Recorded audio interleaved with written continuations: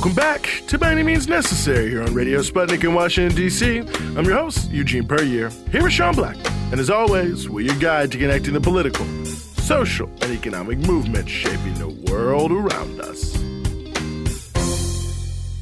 And as we keep the show moving forward here, we are turning our attention to Haiti, and we are very happy to be joined by Kim Ives, who's the editor of the English language section of Haiti Liberté. Kim, thank you so much for joining us here on the show. Great to be here, Eugene and Sean. Yeah. Now, Kim, Haiti, of course, has been embroiled in protests over 2 months now. And this week, the country marked the 216th Victory Day, which commemorates Haiti's last major independence battle against France, with President Jovenel Moïse saying in a speech given that day, quote, the exploitation system is coming to an end. It does everything to regenerate, but we must unite to avoid it. Dialogue is the only way to solve problems. But while he was saying this, people were in the streets all over the country continuing to call for his resignation. And this is also coming not long after the Commission for the Transfer of Power was organized there in Haiti, specifically to facilitate Jovenel's removal from office. I mean, you know, Moïse is sort of continuing to play oblivious here, Kim, despite the deep political crisis that he finds himself in. So I'm just wondering, from your perspective, where do you sort of see the political situation in the country standing today? Right. It's very grave. The term he used for the system, which he has now invoked twice, once he did it in a speech at the National Palace after about a month or month and a half of silence. He's calling it in Creole, système pesé sous C, which means a system of squeeze and suck, basically what you do with some of the tropical fruits. And so he keeps speaking about a system, but he doesn't specify. Is he talking about the capitalist system? Is he, what system is he referring to? But this is essentially what is on the mind of the Haitian people. They want a system change. We are basically on the brink of Haiti's second great social revolution. The first one, of course, being in 1804, when slaves, or former slaves of the colony of Saint-Domingue, threw out the French colonial troops and founded Haiti, which was the first nation of Latin America, the first Black republic. So it is a similar moment that we're in now, where the people are sick of capitalism, and Jovenel Moïse is somehow trying to bluff them with these statements. But as you said, the people were out in the streets by the thousands across the country. They burned an American flag in St. Mark, which just gives you a notion of how anti-imperialist these demonstrations are. There were 3 people who were burned inside a container up in Cape Haitian, and there were marches in other cities as well. About 4 people were were wounded in the demonstration in Port-au-Prince, a journalist, a police officer, 2 protesters. And this is more or less par for the course. It's the estimate given by the Inter-American Commission on Human Rights. As of the evening of November 18th, they counted 77 killed in the past 10 weeks, continuous weeks of uprising, 219 injured, and 315 arrested. Those may be conservative figures, particularly for the dead, since often they aren't counted, because in the regime's mind, they don't count. They're not people. But these are the battle lines that are drawn, and we now see this sort of Trump political appointee, Kelly Craft, the ambassador of the U.S. to the UN, has just arrived down in Haiti and is going to once again try to get the opposition, quote unquote, to sit down with Jovenel and have dialogue. This is their approach in Haiti. It's in stark contrast to their approach in Bolivia or Venezuela. Yeah, that's the situation. Yeah, and I'm glad you raised the point about Kelly Craft. This is the U.S. Permanent Representative to the United Nations who's visiting Moise in Port-au-Prince in order to, quote, underscore U.S. support for a more peaceful, secure, prosperous, and democratic future for the Haitian people. And that's according to a State Department media advisory about her visit. And I was actually, wondering about this. You touched on it just a moment ago, Kim, because we've talked before about sort of the curious silence of Washington and what's been happening in Haiti. And I was wondering possibly if, this may be a case of Washington trying to see if there's anything to salvage with Moise, if it's perhaps a show of support for his administration. But based on what you're saying, it seems as though they're trying to see if there isn't some sort of a distant shot for Moise to remain in place there in Haiti. Right. Well, they have been trying since the fateful January 10th, 2019 vote at the Organization of American States, where Haiti flipped and started to vote against Venezuela, saying that Nicolas Maduro was not legitimate. They've had a constant stream. Basically, an official a week would be down in Port-au-Prince trying to show U.S. support. So it's very clear they were trying to prop him up. But as they've seen at the end of these 10 weeks, and the entire bourgeoisie of Haiti, almost the entire bourgeoisie, is complaining to the embassy and to anybody who will listen that, they're losing money. They can't do their business. The streets are all closed. They can't get deliveries. They can't do exports.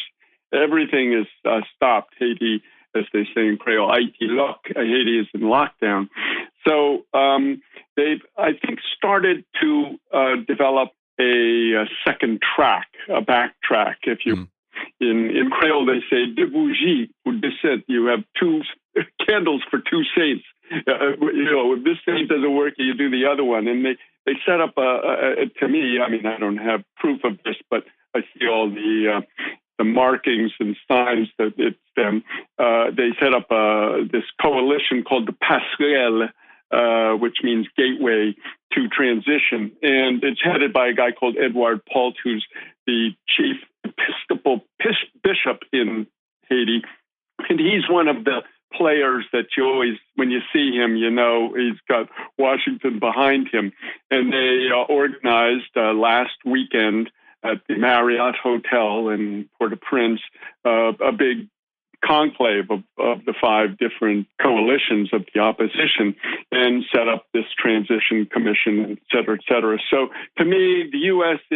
is working on two tracks. On the one hand, they're trying to shore up Jovenel, but on the other hand, they're preparing the other track for, if it doesn't work, he'll fall into this U.S. concocted coalition of many basically opportunist and scoundrel politicians are at its head. And in fact, that's who Kelly Craft will be meeting with. He's meeting with people like Joseph Lambert and Yuri Latortu, who were highlighted in the WikiLeaks cables that WikiLeaks provided Haiti Liberté back in 2011, and we did 2 reports on that, as 2 of the most corrupt politicians in Haiti. In fact, they were both very close to Jovenel until his boat started sinking. So she's meeting with them, with Jovenel, with another guy called Evalier Beauplan, who's sort of been one of the leading senators in the opposition. So you can see they're talking to basically among thieves, if we can say.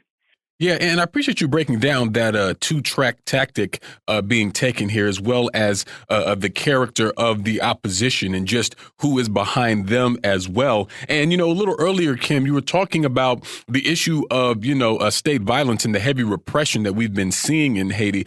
Some reports have the death toll at least as high as 77, with about 219 injured and over 300 arrested. And there was even a funeral this week for 5 people who were killed in recent protests. And another notable development here has been the reorganization of the military in Haiti since the UN forces left the country around last month. And I'm wondering how you're sort of analyzing just what this means. I mean, I've seen videos of this newly reorganized military sort of marching on the National Palace and things like that. What do you think their present portends here for the country? Well, yes, this was their sort of second anniversary, if you will, this year, and Jovenel could not go to Vertières, which is up by Cape-Haïtien, to hold the ceremony because everything's locked down, and they would have probably given him a very warm welcome up there, so warm that he would have had to flee. So they did it on the palace grounds in Port-au-Prince. They had a little march.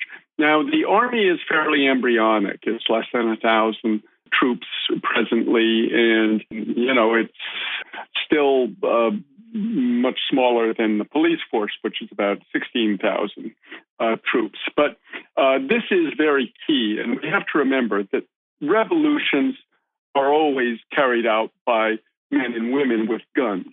That is, if you look at the Russian Revolution a century ago, it wasn't the proletariat precisely who carried out the final blow for that revolution, but it was the army who was dying and fighting the First World War, and they were hungry and they were tired and they were sick of it, and they were the ones that the Bolsheviks really marshaled to help carry out the coup.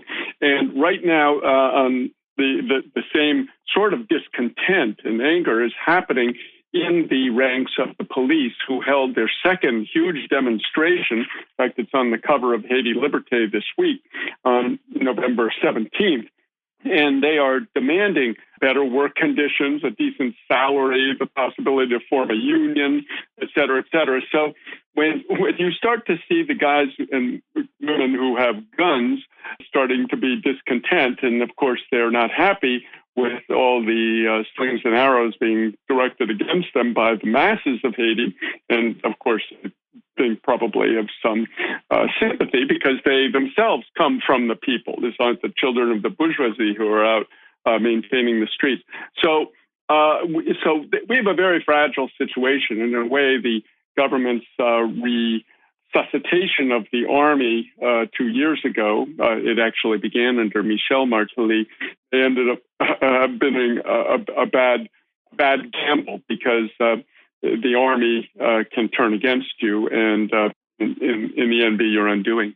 Yeah, and I appreciate you breaking down sort of the class composition of a lot of what we're seeing, because I do think that's important. And a little earlier in our piece here, you mentioned, a few Latin American countries where the U.S. is also making a presence felt in sort of a number of ways. And I was just wondering, Kim, how do you situate what we're seeing in Haiti with sort of this recent, really explosion, if you will, of demonstrations and protests and such things happening in Latin America and indeed all over the world?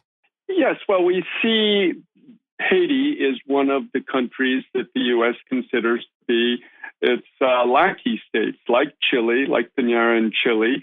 They're trying to support him. There they call the demonstrators, they're violent, they're this and that. It's not the version that we get from Bolivia or Venezuela, where these are freedom fighters. I mean, we know the tremendous hypocrisy and double standard that the U.S. media and U.S. government hold with respect to uprisings. Those that are for our friends are good, and those which are against our friends are no good. So Haiti, under Jovenel Moïse, especially since they've begun to line up with the U.S. against Venezuela, has been to basically consider these demonstrations as violent and unreasonable, that the people are in the street, they don't know what they want, et cetera, which is, of course, in stark juxtaposition to what we see in Venezuela, Bolivia, of course, going to other nations around the world, whether you look at Syria or others, that they consider these to be justified rebellions, and rebellions with, quote unquote, moderate rebels and freedom fighters, etc. No, absolutely. Well, really appreciate you joining us here on the show. As always, Kim, we are going to have to leave it there for now. We are going to come back after this break, short break coming up here on By Any Means Necessary. So stay with us.